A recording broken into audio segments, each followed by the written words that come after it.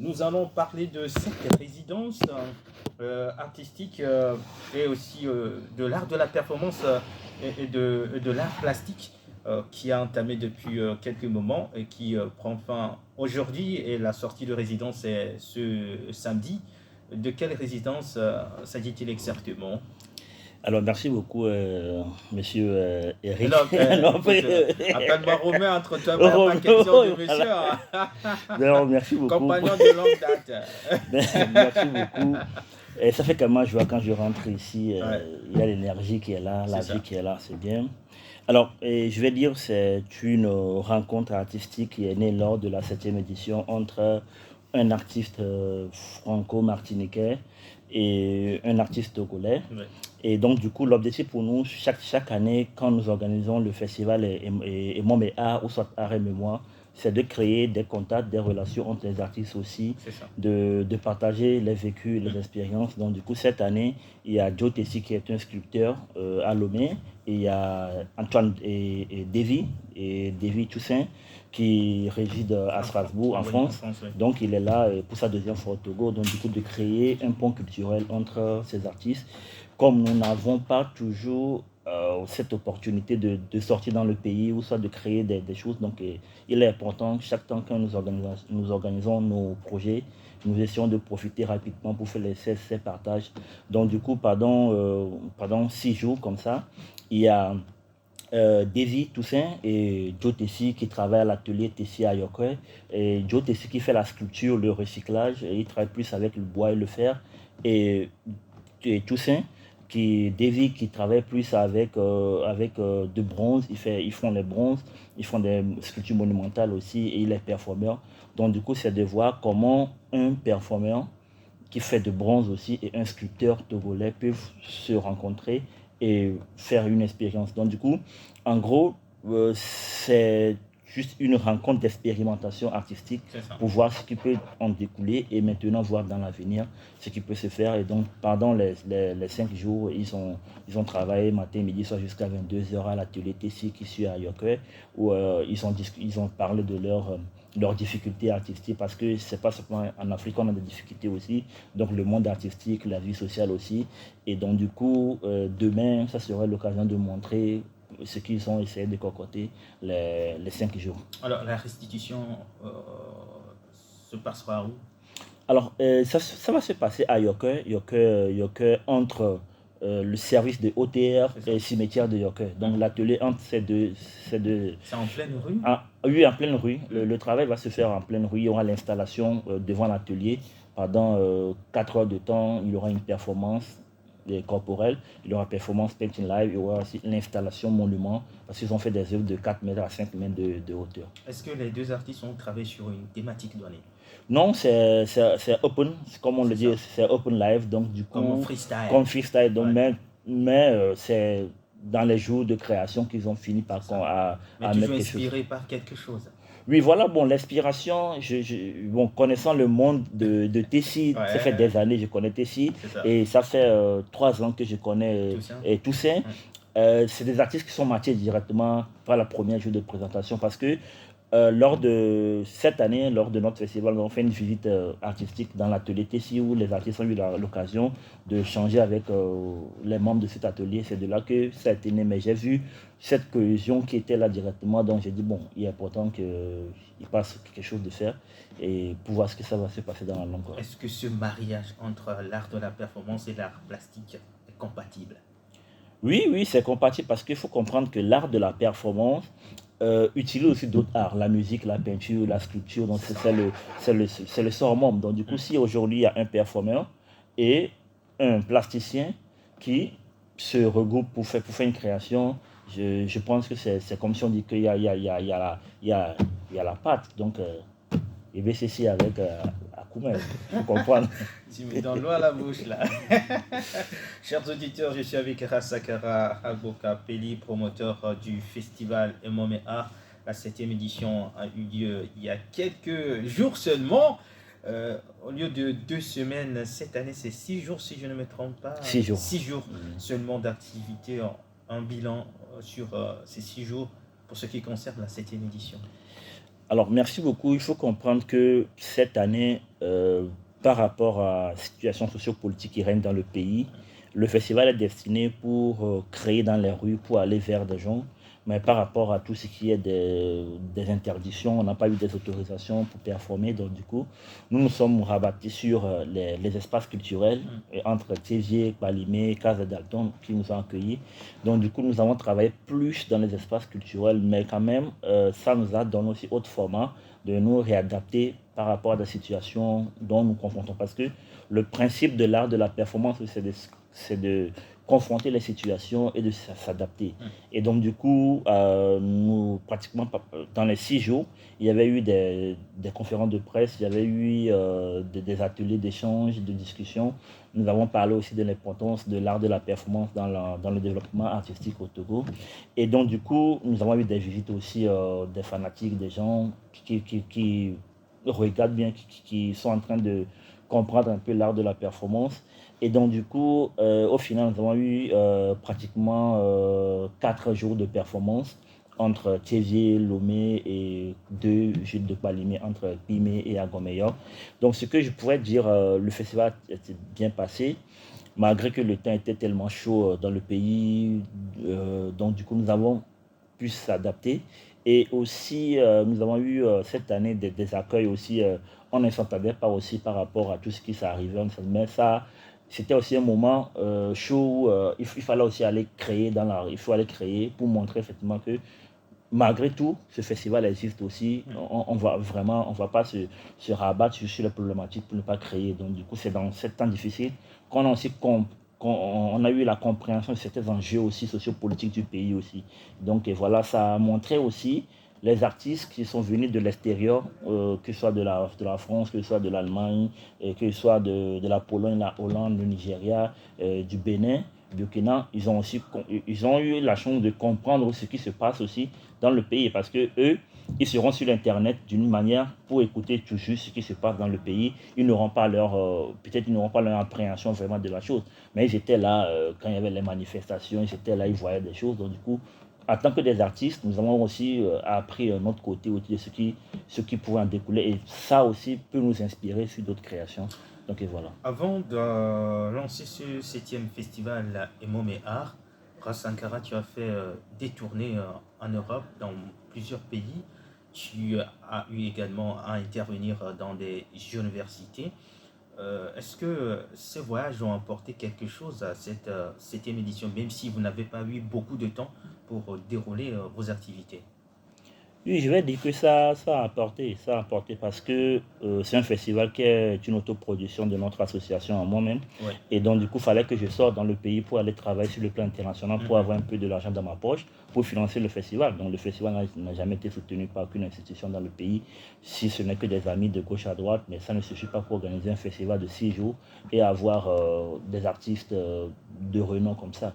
Donc, du coup, je dirais que oui, mes voyages entre l'Europe et autres, là, ça m'a permis d'abord de aussi vendre mon travail en tant qu'un artiste performeur et aussi en tant qu'un intervenant dans les universités. Je mets vraiment en guise, je ne suis pas un professeur dans les universités, mais quand même, je suis un intervenant comme un artiste C'est ça, pour qui, partager tes expériences. justement, Ouais, qui développe certaines thématiques, qui touche aussi certains points. c'est ça. Et par exemple, j'étais à Paris 8, à Paris, j'étais à Paris 9 aussi, j'étais à Sorbonne aussi. Et j'étais aussi à Sciences Po aussi pour parler vraiment de la politique socio-culturelle entre l'Afrique et l'Europe aussi. Nous avons des enjeux aujourd'hui et qu'il faut qu'on comprenne vraiment les enjeux de développement de l'Afrique. Quelle Afrique nous voulons dans les 50 ans à venir? Quel Togo nous voulons dans les 50 années à venir?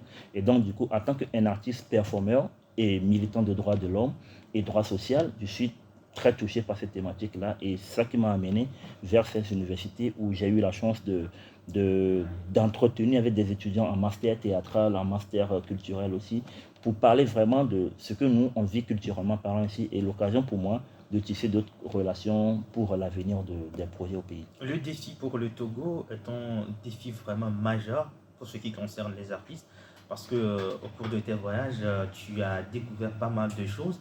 Être artiste, ce n'est pas seulement se former sur l'état, voilà, dans les rues, on apprend quelque chose et puis ça se limite là, parce que là, tu as touché, on va dire, au summum de la culture. Les étudiants t'ont posé des questions heureusement pour toi que tu es cultivé, tu as pu lire des documents qui t'ont permis justement de répondre aux questions des étudiants. Donc, être artiste aujourd'hui, ça nécessite forcément une formation, aller à l'école.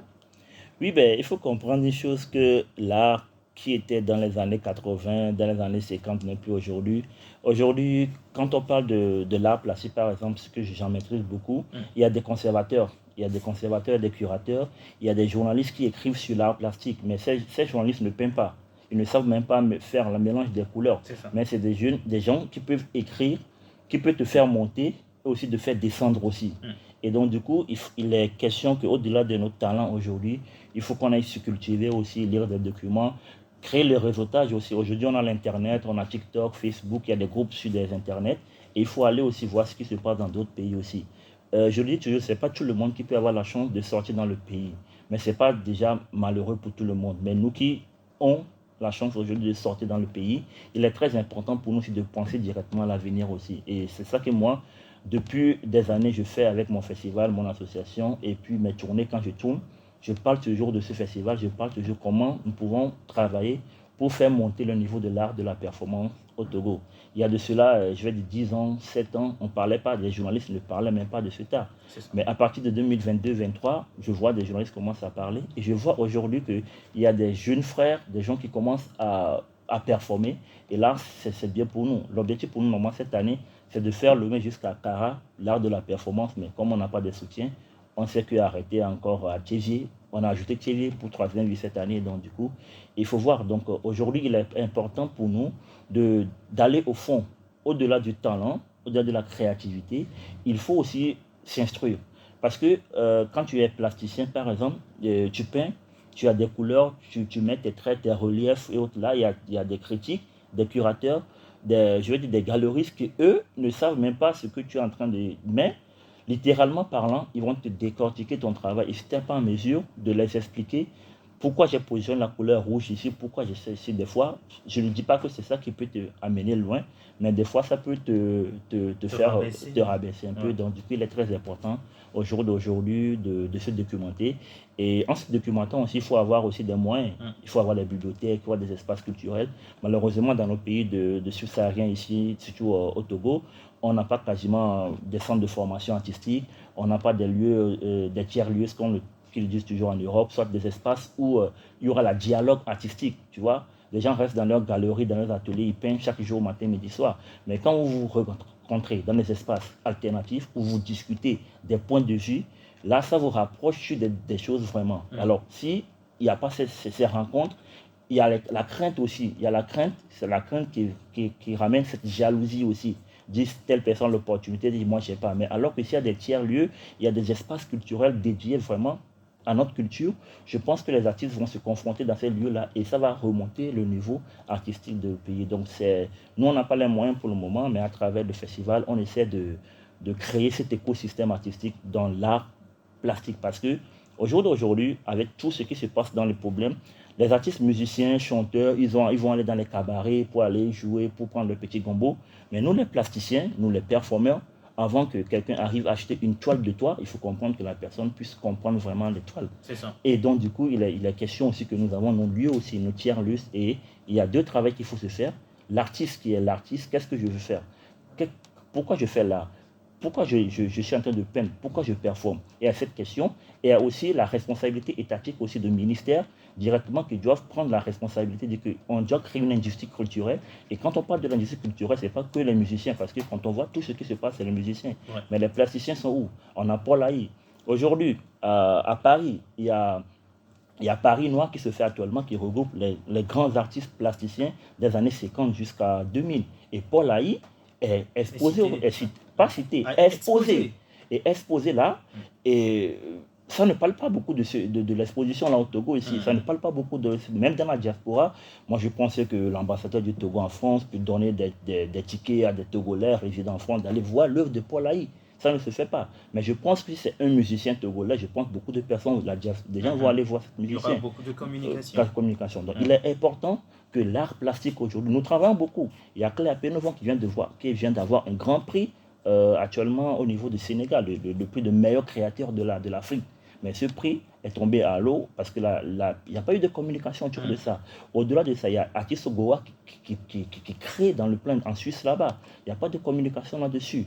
Au-delà de ça, il faudrait vraiment que le ministère des Arts et de la Culture et Communication tourne vraiment un regard vers l'art plastique aussi, et en question le Butodra aussi, et les entreprises étatiques aussi. Moi, j'aimerais bien que je parte dans des sociétés, je trouve des toiles des Togolais, pas des toiles des Chinois qu'on ramène de l'un d'autre, là, je trouve des décorations.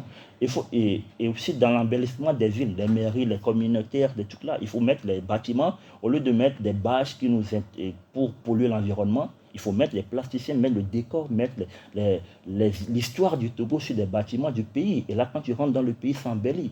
Quand tu rentres en Guadeloupe, tu sors dans l'aéroport direct, tu vois l'image qui se passe, tu dis waouh. Même si tu n'es pas allé à Pointe-à-Pitre, si tu n'es pas allé à Gosier, déjà tu vois, il y a l'image du pays qui est là. C'est ça. Tu vas au Ghana, même chose. Le Bénin à côté est en train de faire des temps normaux. Et donc, du coup, il est très important. On ne se dit pas que le Bénin, ou ça évolue, puisque nous qui sommes des acteurs, qui voyageons, qui tournons, nous partons pour aller apprendre. C'est pour cela que moi, dès que je termine ma tournée, je prends ma valise, je rentre au pays, et dès que je prends encore mes tournées, je repasse, c'est pour aller apprendre. J'aurais dû rester. Mais si je reste, combien de générations peuvent encore en bénéficier des choses?